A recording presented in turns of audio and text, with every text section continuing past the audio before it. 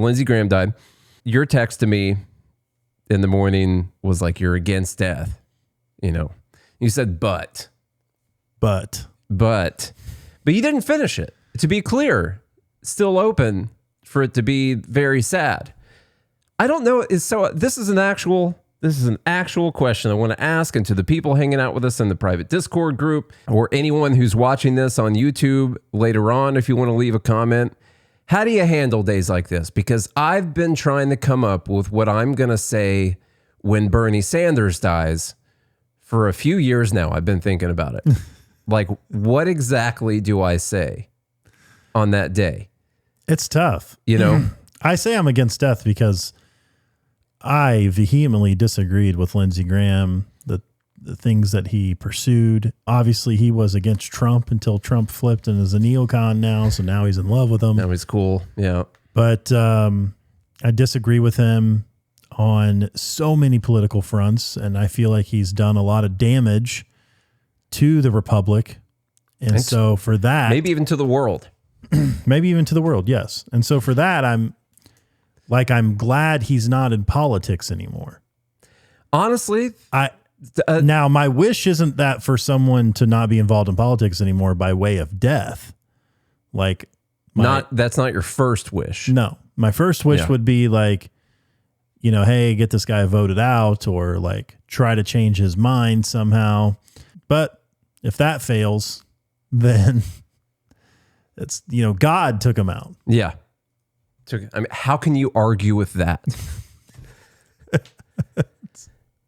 You know what I'm saying? What are you saying? God was wrong?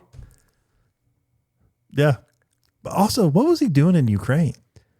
Same thing he's always doing in Ukraine, trying to get more money sent over there to fight Russia. Why does he what to go else there would he in be person doing to do that? I don't know. And, you know, maybe if we have time, we'll talk about it. There's a lot of theories around this whole thing. Of course, he just comes back from Ukraine, seemingly in fine health. He's 71 years old, which is a fine age. You know, you're 71. It's not like you're typically looking to die any time at the age of 71, although his dad did die of a cardiac arrest at 69. And so not out of the question. People that are 71 die from cardiac arrest or a aortic dissection. It happens. And so that's... My grandma was 72, I think. Yeah, for all the conspiracy theory people out there, which we're not like... I love the theories, and I will entertain any of them. And I'll look for the evidence to point me in any of those directions, and I'll be fine with it. But for all those people, you have to start with, okay, he's 71. He died of an aortic dissection. Apparently, that's the preliminary medical report. That is entirely possible that happened. In fact, it's I would say like way over 50% chance. Especially a long flight. You know? Yeah, that kind of thing. Doing a lot of travel. So yeah, he was in Ukraine. I've got a couple of my favorite Lindsey Graham clips pulled up just to honor. Here's a video of him. I don't think this is the most recent one, unless it looks just like, it says yesterday. One of the Krasensteins said it's yesterday. Here's that. Happy birthday. Thank you very much. Happy to see you. How are you? Good. There he is. Older. Hasn't he seen the interview? Yeah. You're not supposed to shake hands like that. You know... Well, Zelensky would have no reason to want to kill this guy. He's like the Ukraine's number 1 fighter. He's America's number 1 fighter for Ukraine. He could have made a deal with Putin. You think he made it? Zelensky? Yeah. See, my issue with all those is like, all right, so what really is it really like Lindsey Graham holds the keys to the kingdom on whether or not we're going to keep helping Ukraine? You know, like, is he that, is he that big of a figure in Lindsey foreign Graham policy? Likely was going to try to run for president again. And so this was all, he was doing all of this to, be part of his campaign. Here's him also the I guess on Saturday would be when that was. So here's him speaking. We've reached agreement with the White House on a version of the Russian sanctions bill that they will support. it means it's going to become law. So when I get back to Washington, I'm going to go with Senator Blumenthal to the Republican and Democratic leader to see if we can find time to move this Russian sanctions package that would give tools to President Trump to help end this war. There's some things we can do on the technology front to build on the lethality of Ukraine to protect itself from ballistic missile attack. If we did that, combined with creating tools to punish those countries that prop up Putin, that make money off this. He had a bit of a pause there. Did you catch that? Like almost like a... He's trying to decide which hand to... Like an old... to do this to do the thing. He switches back and forth with his paper. Let's hear that pause. Can we diagnose through this pause in this statement? I don't know. Tools to punish those countries that prop up Putin, that make money off this war, then I think we've got the best chance since I've been coming here in the last 5 years to get Putin to the peace table. Okay. He's alive in that video. And then later on that night, not anymore. Trump was upset. Trump kind of threw out he didn't really throw out conspiracy theories. He's like, it's strange. Last night he called and he was talking about how they were set for the Save America Act. I think it was Democrats that killed him. He didn't say that. No, what's weird is like he's using Lindsey Graham's death as like immediately the thing he wanted to do most. Save America. That was the Save America Act. So like, if you want to honor Lindsey Graham, pass this legislation. We're already killing people over here. He's basically like, this was his dying wish. That's like how Trump was speaking about it. One of his other dying wishes, which is that we're at war with Iran. So that's already happening. We might bomb some kids tonight just to honor him, do like a little drone show over the top with like a picture of Lindsey Graham or something like that. And, bomb a school or something like that, whatever. I'm not trying to give them ideas. I know they've already got a team of people thinking this stuff up. Hopefully they keep the lower half of his casket closed because he's got a tent. That dude died with a tent in his pants. Let's see what's on this clip and get out of this mess. With the way the world... That guy definitely died with a tent in his pants, for sure. President Trump, thank you for joining us. This is what happens when you don't call after 4 hours. And my condolences to you. Well, thank you. He's a tough one to lose. He was great. He was unique in every way, actually. He was, Mr. President, and I know that we are all just absorbing this news. We are all in shock. Can you tell us, Mr. President, how you received this news and your immediate gut reaction when you heard it? So what makes it even stranger is that I got a call last night sometime at, the early evening, maybe in the 7s, and he called and he said, we're all set for the Save America Act. He was pushing the Save America Act like crazy. He got back, said he just landed from Ukraine. I said, that's a long trip to make. He said, he sounded a little tired, but perfect, but a little bit tired. Had a right to be. And he was a worker. He was really a worker. But he sounded great, actually. But he actually said he was tired. But he wanted to pass the Save America Act. And I said, well, we're going to get it done, Lindsey. We're going to get it done. I'll see you soon. We thought maybe we might even meet today. And then that was it. And that was, very around the time. It couldn't have been much longer. It could have been his last call. I don't know exactly. But I got a message about 1 o'clock in the morning from one of the people at his office that he had passed away. I said, I just can't believe it. He was like a member of the family to me. It's very tough, actually. It's amazing. Mr. President, he was. It's amazing. He was such an advocate. He was, if he wanted to get something, and he had a unique ability. He was able to deal with Democrats and Republicans. If I had a problem, a real problem, I wouldn't often ask. But if I had a problem with a Democrat, he could work it out. He was a great politician, actually. He was a great politician. He kept getting reelected, and got many of the things that he won. I'm still trying to think through this thing. Like, how do you handle it when someone that you really, really don't like and think is like part of what's wrong with your country, and also is like advocating for bombing people all around. I mean, the dude just never met a country he didn't want to solve with bombs. You know, it's just what he wanted. Except for Ukraine. Like that's, yeah, I mean, I guess that's fine. And so, like, how do you deal with that kind of thing? Because I have this natural reaction where I was like, oh, he died? Good. I'll just be honest with you. And I don't feel right about that. I don't feel good about that, but that was my natural reaction. And the more I think into it, I'm like, well, the people of South Carolina kept electing this guy. You know, it's not like he was a tyrant, an authoritarian tyrant that just came in and took his office and wouldn't let go of it or anything like that. You know, he just won a primary against like 5 other Republicans like a month ago. And the people decided that he ought to be the dude, you know? It doesn't mean that anything he wants to do is right, but it also means, you know, it's whose fault really is it for continuing? There's all kinds of bad people out there. There's a lot of people that are way worse than Lindsey Graham out there now because he's dead. And so, like, what do you do? What's really the problem that we keep talking about? It's the people who keep putting these people in office. I'm not advocating for them to die. I'm saying we need to do a better job at changing people's hearts and minds on these subjects. Sometimes God calls home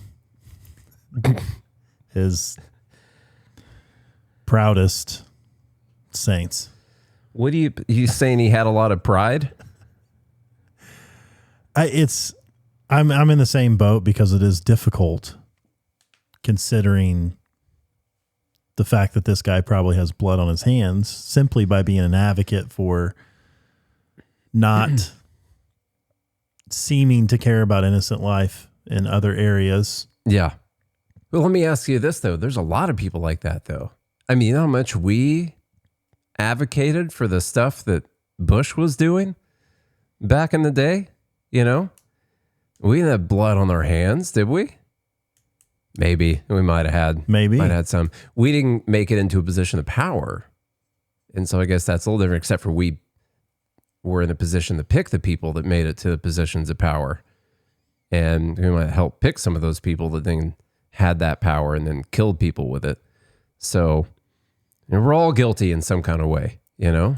Here's a favorite Lindsey Graham clip, number 1 of mine. I'm not looking for a fair fight. If we get in a fight, I want to win it. I want to win it quick. I'm in Miami. You see this hat? Free Cuba. Stay tuned. Yeah. The liberation of Cuba is upon us. It's just a matter of time now. You see this hat? Make Iran great. President Trump said the only way to make Iran great is for the people to take over. We're marching through the world. We're cleaning out the bad guys. We're going to have relationships with new people that will make us prosperous and safe. I've never seen anybody like it. This is Ronald Reagan plus. Donald Trump is resetting the world in a way nobody could have dreamed of a year ago. He is the greatest commander-in-chief of all time. Our military is the best of all time. Iran is going down, and Cuba is next. All right. Well, we'll be watching what's next on Cuba. For sure, got a lot of hats. Got a lot of hats, Lindsey. Got a lot of hats with him. Just carries the hats around. He's so excited in that, you know, because we got the Iran thing going. Fired up. He's full of life. Anytime you saw him talking about a war, he had a smile on his face. My favorite senator, Lindsey Graham. Now, just became his favorite senator. Here we go. So I just want to say I feel good about the Republican Party. I feel good about where we're going as a nation. We're killing all the right people and we're cutting your taxes. I feel good after a couple bourbons backstage, baby. Trump is my favorite president. He sounds a little sloshed. Run out of bombs. We didn't run out of bombs in World War II. He does seem a little toasty in this one for sure. Well, yeah, a little red in the face. So, as a coalition of Republicans, some Baptist, some Jewish, we organize ourselves around principles that we love and we cherish. We love individual freedom. We love entrepreneurship. We love capitalism. We love Israel. Mm-hmm. We love the idea of Israel. One good thing people are pointing out about Lindsey Graham, I reckon we might as well mention some of this. He had among the lowest wealth in Congress, despite a lifetime at the center of power. So it's only worth like $10 million? No, it's worth 1.4 million is what he was worth. And I saw another comment, and they were talking about how he's always pushing for all wars and defense spending. He's like, if anyone had an inside line on like defense contracts and all that kind of stuff, making those investments, it would have been him, and he could have, pocketed a ton off of that stuff. And it turns out he's just a really bad investor. And so, or he just wasn't interested in that. His like true love in life was trying to have more war, and not for the money, just for the love of the game of war. Just for turning sand into glass, baby. That's how much he loved it.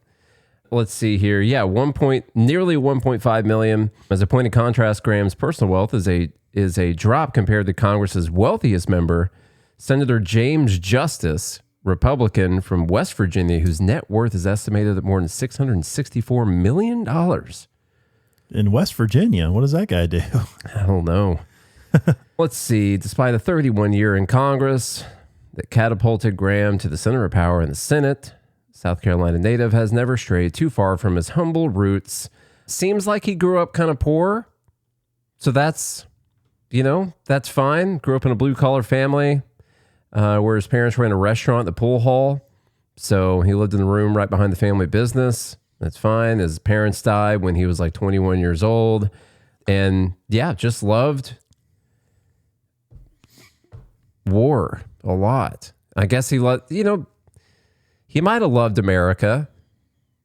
You could say he loved America. That's fine. We could even say that. He could just be wrong about the way he wanted to do things. There's a lot of people who love America who think that we got to go around doing war with every potential adversary that we can find. They're just wrong about it. Maybe someday he would have changed. Probably not going to happen. Well, it's definitely not going to happen now. But yeah, I mean, I believe he was very, very wrong about his foreign policy beliefs. I believe we have been doing his foreign policy for many years now. Since he got into office. He's basically been winning on foreign policy since he got into Congress, and it has not turned out well. He's the guy who supported every intervention that ever happened, and they haven't gone well at all.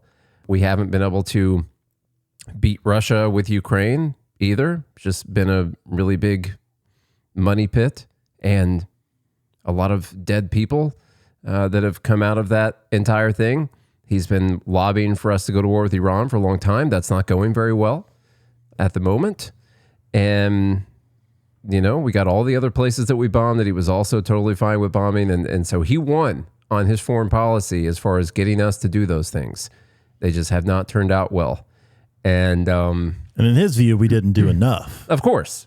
He would say he didn't win. He'd say we didn't win. We did. Yeah, that's right. And actually, Trump, this is the first time someone's getting it right, except for whenever he tried to do that deal, but now he's getting it right again. So he got to go out on a high note. We bombed Iran a bunch over the last week or so. And so probably close to about the best he's ever felt, minus the aortic dissection part. But like other than that, probably about the happiest he's been in a while. He was working on a deal to make Ukraine more lethal. Yeah. So just loves that lethality. Yeah. In his own words. That's about all This is still, Those are about the nicest words I have to say. It's still tough. The guy. It's still tough because, again, I'm against death. Mm-hmm. I'd much rather see people's hearts and minds changed, even though that's extremely difficult to do. I don't advocate for any violence, but it looks like in this situation there wasn't violence that took him out. Maybe. Except for maybe on God's part. Yeah. Potentially. So, I mean, this could have happened. This episode could have happened earlier in the night when he could have gotten, emergency medical attention and potentially saved his life. I heard there was a weird situation where they called like 911 or whatever. And when the first responders got there, the door was locked and they were banging on the door and no one ever came to the door. And so they had to breach. That's wild. And then do like CPR and stuff on him in there. I mean, that's what I've heard on multiple news reports now. And so I get how some people are like, yeah, that is strange. That's weird. Wait, I mean, does he? Yeah, I don't know. I don't like going too far down the rabbit holes, but there are reasons that something nefarious could have happened, and there's reasons like his age and the amount of travel he was doing and the amount of bourbons he clearly likes to have. And ultimately, it's just genetics. I mean, yeah, his dad died at 69 from cardiac arrest, or someone assassinated him. I don't know.